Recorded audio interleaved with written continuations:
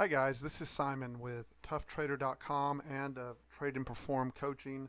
Um, Wanted to review Friday's price action, right? Friday's trades, and I wanted to cover some things specifically in this trade review. First of all, let's pull up the video here real quick. How do you how do you know out of the gate? Um, we experienced a series of gaps and open drives higher. Friday would have been day four of a gap up, right? NQ's been on fire, ES has been on fire, and it's really hard for traders to pull in and break off that pattern, right? So how do you know when that pattern is going to change? What are the clues? Because A, you don't want to short a market that's out of control to the upside, right? You don't want to get run over. But B, and really, really important, right, is that you want to be able to identify if it's going to trend day up. I'd like to be long again if that's it. So what are the clues? And then lastly, how does having a mentor in the room help you make better trading decisions? That's a really good question. There's so many rooms and so many mentors, and so my first question or my first measure of that is, do they actually make you a better trader?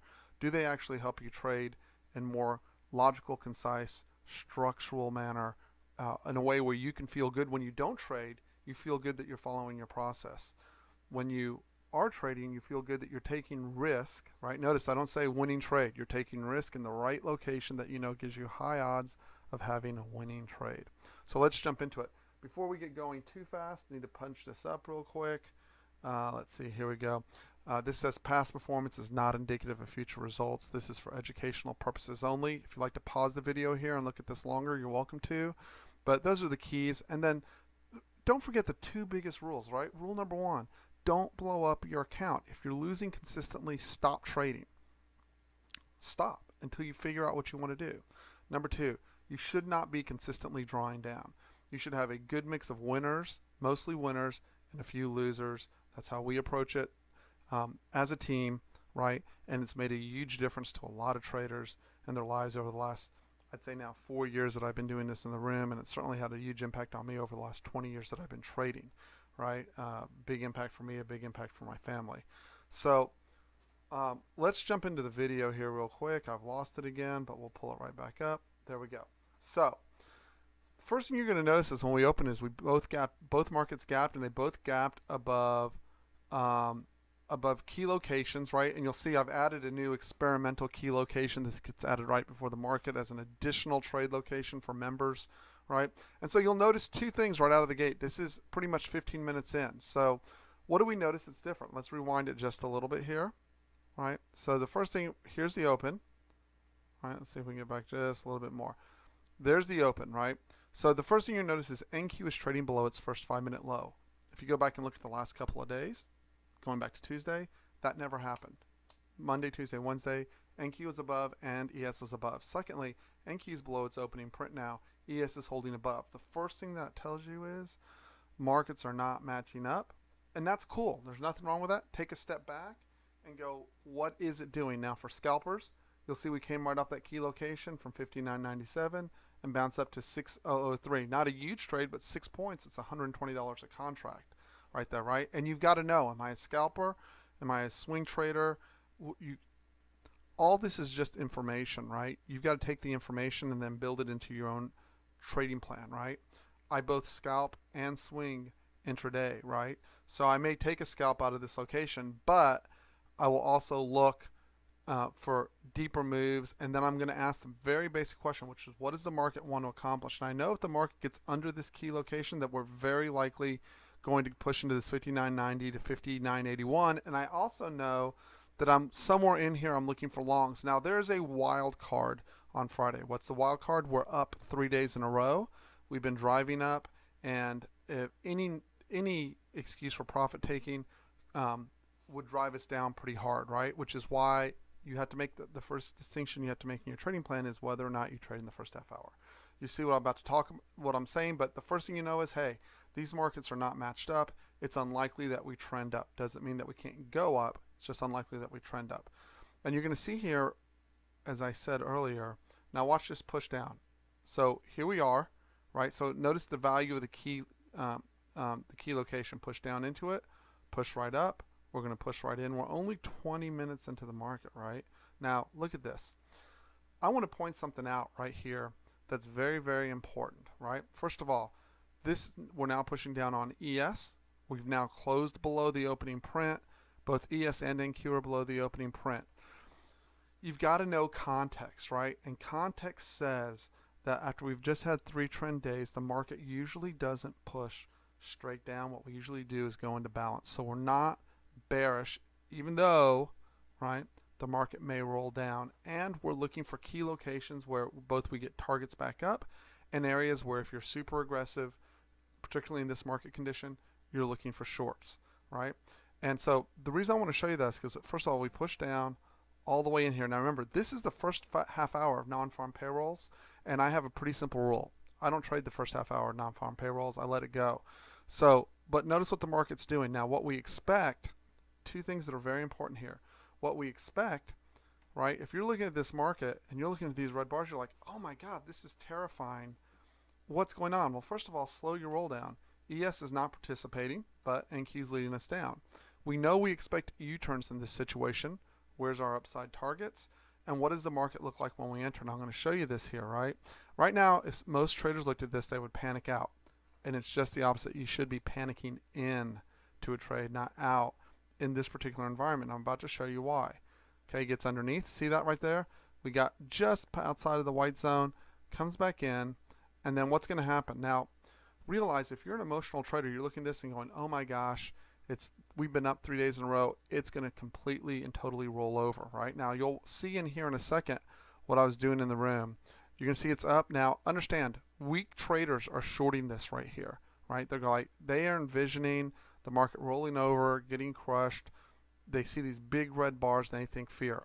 I think the opposite in my brain. I want to see these big red bars tell me that other traders are panicking out of their position and they're going to give me an opportunity because I understand context, I understand where we are in the market, and I want to push this trade up. And even if I'm not taking this trade, right, even if you're a trader not trading this trade, you've got to be able to learn that these big red bars spell opportunity, not fear. Opportunity, and in that opportunity, you want people to panic because that's where you catch other traders who are making panic decisions and you're making calm decisions. Now I want to show you something here. Watch as we start to push up, right? So the first thing you notice is ES, these 2 markets still aren't matching, right? ES is now above its opening print, NQ is below. Still tells me 2 things. I'm not worried about ES running away from me. I know that NQ needs to lead above, and I'm not worried about NQ running away from me, but I'm about to draw you and watch how I draw this out, right? You're going to see right here about 126. I go in the room, and what I'm pointing out, so what I'm pointing out here in real time is that weak traders are going to try to catch a continuation to the downside. And even if you wanted to short, right, this is the key location to short right now, that backside test. This is where the institutional traders are hiding from overnight. This is where you want to be short. Anyone shorting down here is just trying to catch momentum in a non-downside momentum market, right? Again, ES, there's no reason to be chasing up. If it would have been nice if we could have pushed into that 24.72 or even to 24.69.67. It didn't. Those are our key trading locations. So from a discipline standpoint, nothing for us to do on ES, right? We opened inside the yellow zone. The yellow zone held the market, right? Both sides really, and there's nothing to do. Now watch as we come a little bit further over here. Now notice what I'm drawing out. This is going to be the key decision point, right? For the day, I'm going to advance it a little bit further.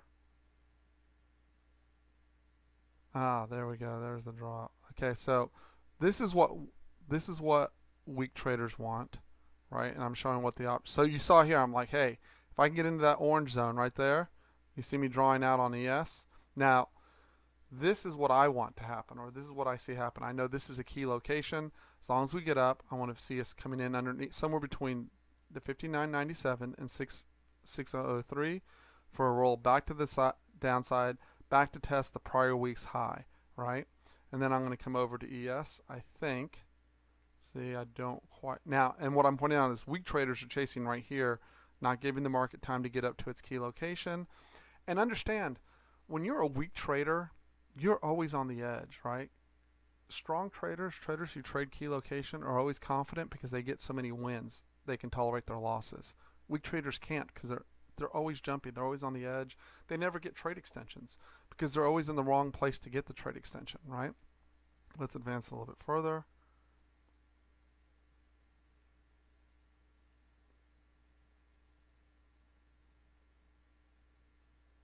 And there you are. So what you're seeing, what you see me pointing out there, go back a second.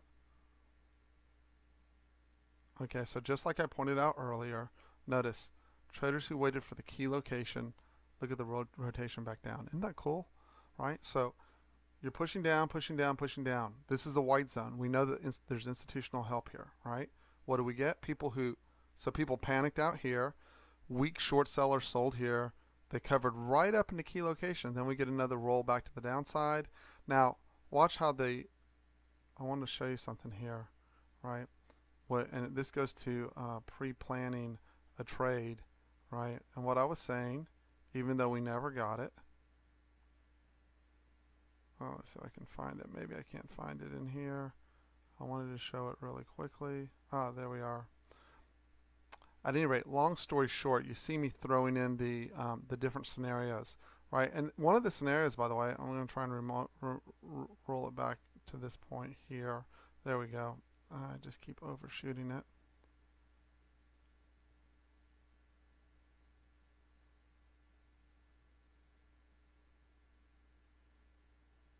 There we are. So what I was trying to point out here, what I wanted to see for both ES and NQ to break out was NQ to get above its opening print, consolidate sideways, right?